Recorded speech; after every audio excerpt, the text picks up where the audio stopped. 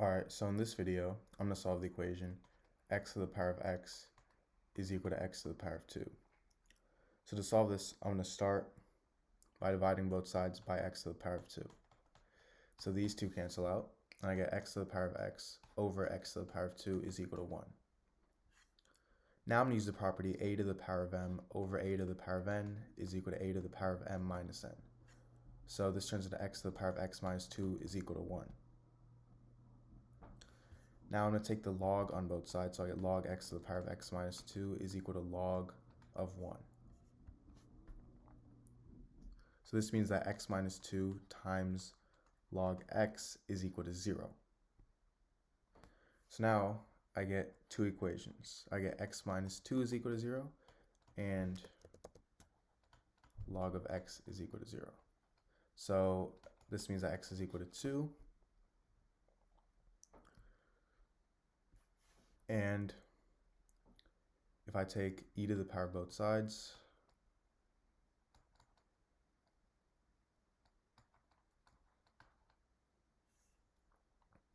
I get that x is also equal to 1. Alright, so in this video, I'm going to solve the equation 2 to the power of x plus 8 to the power of x is equal to 10. So to solve this, I'm going to first start by rewriting 8 as 2 to the power of 3. So I get 2 to the power of 3 to the power of x is equal to 10. Now from here, if I have something in the form a to the power of m to the power of n, this is equal to a to the power of n to the power of m. So I get 2 to the power of x plus 2 to the power of x to the power of 3 is equal to 10 because I switched the places of 3 and x. Now from here, I'm going to let 2 to the power of x equal to the variable y. So now I get y plus y to the power of 3 is equal to 10, and if I subtract 10 on both sides, I get y to the power of 3 plus y minus 10 is equal to 0.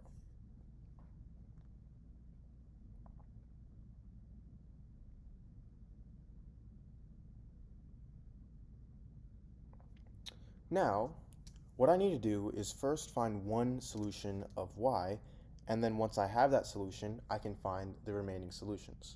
So to do that and find that first solution, I'm just going to test values of y. So we're going to start with y equals 1. So when y equals 1,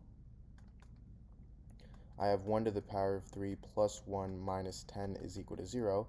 Well, 1 to the power of 3 is 1, 1 plus 1 is 2, 2 minus 10 is negative 8, which does not equal 0, so this does not work.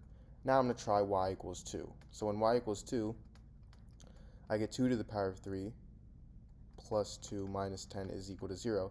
Now 2 to the power of 3 is 8, so I have 8 plus 2 minus 10. 8 plus 2 is 10, 10 minus 10 is 0. So this works, meaning y equals 2 is the solution. So what I'm going to do is divide y to the power of 3 plus y minus 10 by y minus 2, because y minus 2 equals 0, well, y equals 2 is the solution. So to do this, I'm going to use synthetic division.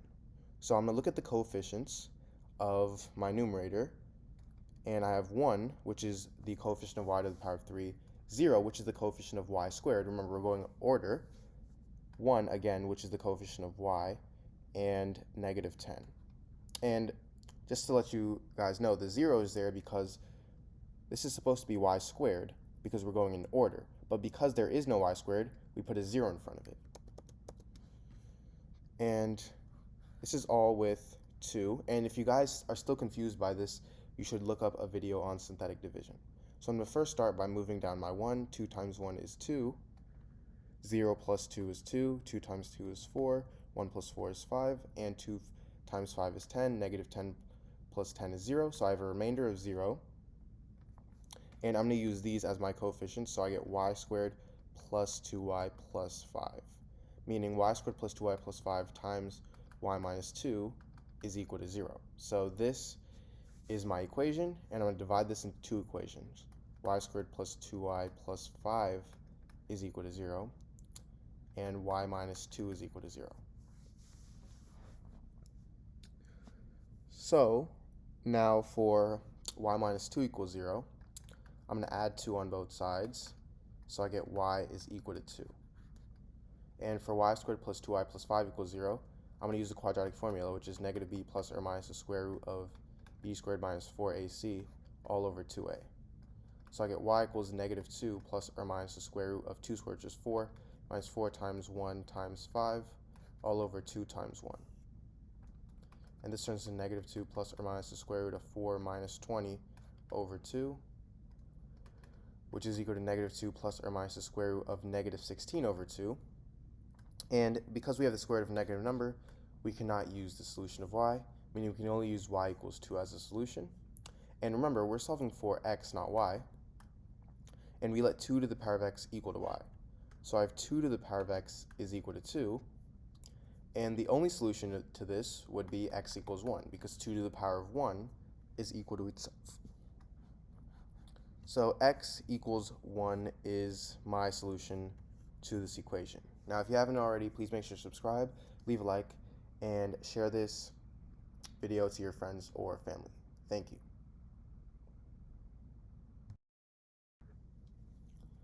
Alright, so in this video, I'm going to solve the problem 2 to the power of 22 times 3 to the power of 33.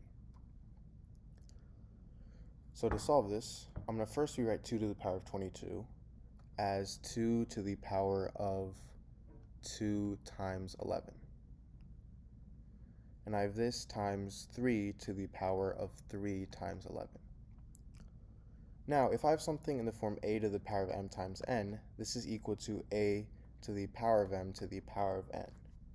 So this turns into 2 to the power of 2 to the power of 11 times 3 to the power of 3 to the power of 11. Now 2 to the power of 2 is 4, so I get 4 to the power of 11 times 3 to the power of 3 is 27, so 27 to the power of 11. And now if I have something in the form a to the power of m times b to the power of m, this is equal to a times b to the power of m. So this turns into 4 times 27 to the power of 11, which is equal to 108 to the power of 11. So this is my answer. Alright, so in this video, I'm going to solve the equation 3 to the power of x is equal to x to the power of 9. So, to solve this, I'm going to first take the power of 1 over 9x on both sides. And the reason I'm doing this is so I can get all the I can just get the numbers on one side and then the variables on the right side. So I'm going to use the property a to the power of m to the power of n is equal to a to the power of m times n, meaning these two multiply and these two multiply. So x times 1 over 9x, the x just cancels out, so I have 3 to the power of 1 over 9, and as you see, there's no variables on this side. And then on my right hand side, the 9's cancel out, so I have x to the power of 1 over x.